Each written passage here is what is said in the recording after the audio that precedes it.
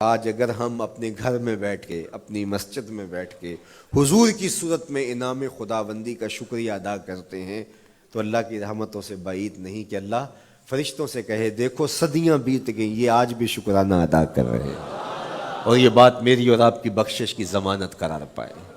تو حضور کی صورت میں جو انعام ہوا، حضرت حسان بن ثابت اکثر کہا کرتے تھے منا علینا ربنا ام بعث فینا محمدا، ہمارے رب نے ہمارے اوپر احسان کر دیا ہے کہ محمد عربی عطا کر دیے۔ ساری زندگی سجدے میں سر رکھ کے شکر ادا کرتے رہیں، حق کے شکر پھر بھی ادا نہ ہو۔ ساری زندگی ان کے گیت گائیں۔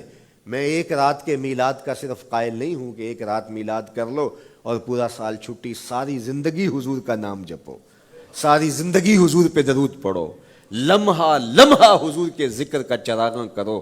صرف اپنے گھروں اور اپنے بازاروں میں جھنڈیاں ہی نہ لگاؤ بلکہ دل کے ایک ایک پرت پہ نام محمد کی جھنڈی لگاؤ۔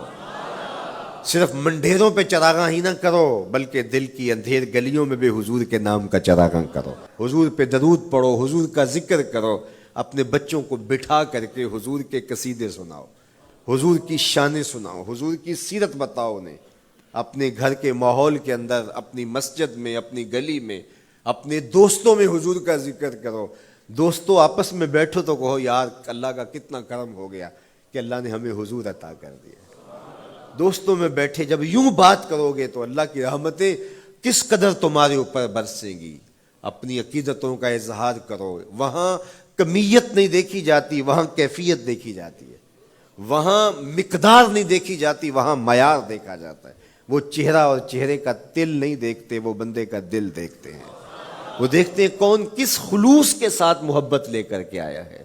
یار چہرہ تو چمکدار تھا، اسی لیے ابو لہب کہتے ہیں نا شعلے کی طرح چمکتا ہوا، لیکن جہنم کا ایندھن بنا، اور کالے رنگ والا، ہونٹ موٹے ہیں، لیکن کعبے کی چھت میں کھڑا اذان دے رہا ہے۔ تو عقیدتوں کے رنگ اور محبتوں کے رنگ حضور علیہ السلام کے ساتھ جب کوئی پیش کرتا ہے تو رائے گانی جاتی۔ یہ وفاداروں کا در ہے، یہاں بے وفائی کا تصور ہی نہیں ہے۔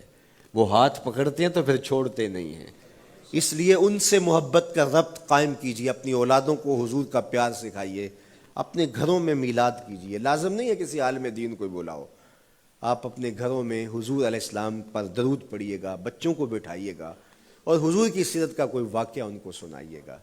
صحابہ اپنے بچوں کو بٹھا کر کے حضور کی سیرت بتایا کرتے تھے، حضور کا نقشہ بتایا کرتے تھے، حضور کے شمائل ذکر کیا کرتے تھے، اور کوئی صحابی ملتا تو تابعین جمع ہو جایا کرتے تھے اور اسے پوچھتے تھے اچھا بتاؤ حضور کی صورت کیسی تھی، زلفیں کیسی تھی۔ یہی میلاد ہے نا۔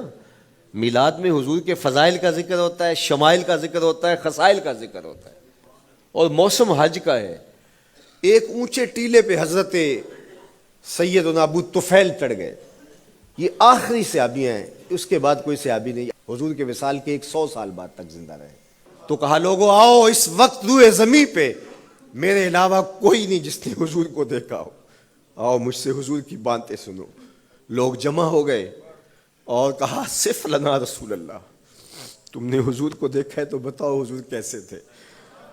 تو حضرت ابو طفیل نے 3 لفظوں میں میرے حضور کا حلیہ بیان کیا، یاد کر لو۔ حضرت ابو طفیل نے کہا کان رسول اللہ صلی اللہ علیہ وسلم ابیض ملیحا مقصدا، ایک تو چٹے رنگ کے تھے، ایک تو حضور کا رنگ گورا تھا، دوسری بات ملیحا حضور کا حسن نمکین تھا، اور تیسرا مقصدا حضور متوازن تھے، نہ قد لمبا نہ قد پست، سوا صدر والبطن، سینہ اور پیٹ برابر، لیسا بالطویل الممغط ولا بالکثیر المتردد، نہ پست کے عجیب دکھائی دیں نہ اتنے لمبے کے عجیب لگیں بلکہ درمیانہ قد، لیکن اذا جامع القوم غامرہم، سن لو حضور کا قد تو درمیانہ تھا لیکن جب لوگوں کے درمیان چلتے حضور کے کندھے لوگوں کے سروں سے اونچے دکھائی دیتے۔ یہ اللہ نے شان دی اپنے محبوب کو۔ مکھ چند بدر شاہ شانی، متھے چمک دی لاٹ، کالی زلف تے اکھ مستانی۔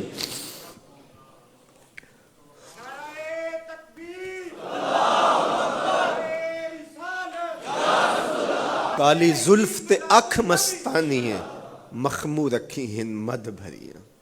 حضور علیہ السلام کی جب آمد ہوئی، رحمت عالم صلی اللہ علیہ وسلم کو جب انہوں نے دیکھا نا تو اچانک ودا کے پہاڑوں کی اوٹ سے حضور دکھائی دیے، تو سیاہ پہاڑ ہیں، تو ان سے جب حضور کا چمکتا ہوا چہرہ دکھا نا تو بے ساختہ انہوں نے کہا طلع البدر علینا، وہ دیکھو چاند چڑھ گیا ہے، طلع البدر علینا، وہ دیکھو چاند چڑھ گیا۔